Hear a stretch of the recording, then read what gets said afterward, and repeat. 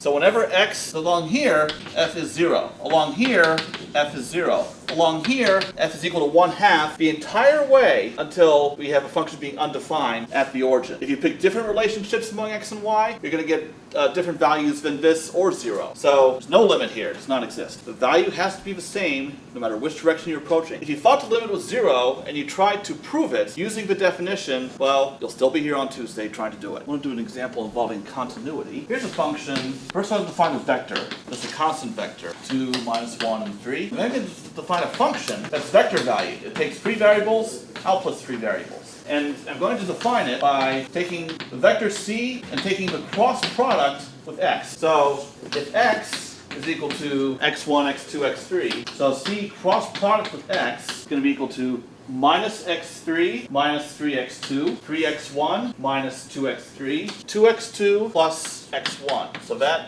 is a vector defining the cross product. Well, what we can see from this formula is that function f is continuous on all of our 3 because each of these component functions, this one, and this one, is what? What type of function? They're polynomial. They're not just polynomial, they're linear functions. But yeah, the point is the polynomial, so we can conclude that each one of them is continuous everywhere. And certainly a linear function going to be. So the cross product is a continuous function of the vectors you're taking the cross product of. Same with other vector operations you've seen, triple product, dot product, scalar multiplication, etc. Another very important way of combining functions, composition of functions. It's often written this way: f of circle g x is f of g of x. The same idea applies in multivariable. For instance, suppose that g of, so I'll put vectors here. Suppose that g of xy is x squared plus y squared, and then f of z is equal to the sine of z. So f circle g of 2 variables, a function of 2 variables, because you go by the inner function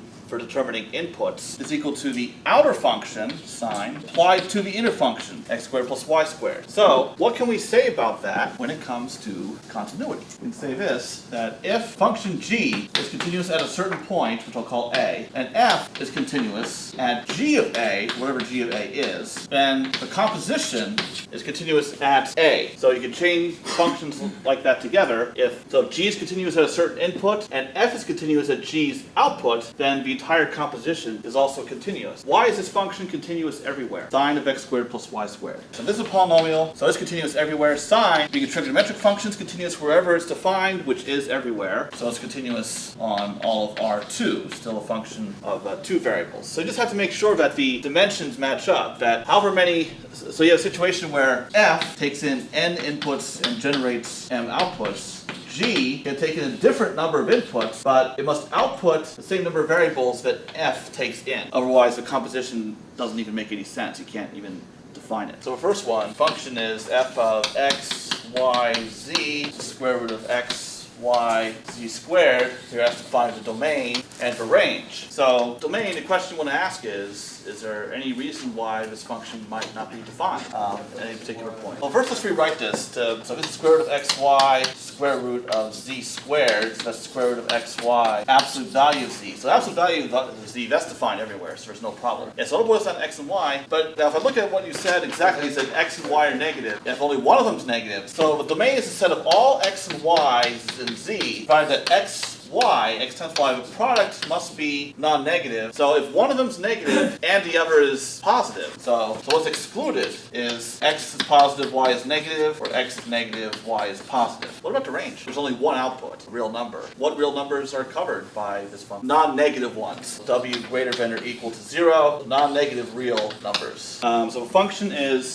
f of xy is equal to y plus x squared. So you want to level curves. Now let's satisfy an equation y plus x squared is equal to k for some constant k. So it would be nice to express this as y being a function of x or x being a function of y. That might be a little more convenient. So you can do that, k minus x squared. So now what you can do is try graphing these in the xy plane for selected values of k. You can try, for instance, k equals 0. So it's y is equal to minus x squared. Then what happens if you increase k? K equals 1, 2, 3, and so forth. Shifts it up. K equal 1, k equal 2, and so on. And you can let k be negative also, k equal to minus 1. But then you want to try to translate that into a graph of the whole function in 3-dimensional space. And the way to do that is to keep in mind that k is a z value. So you want to know, so anytime you set this equal to k, saying what does the function look like when z is equal to k? So when z is equal to 0, it's this curve, so you can draw that. When k is equal to 1, all right, it's shifting up here, so it's shifting out and up, so it's over and up in free space. So it looks like this. When k is equal to 2, again, over and up. So what we saw here is a shift in y. What we have here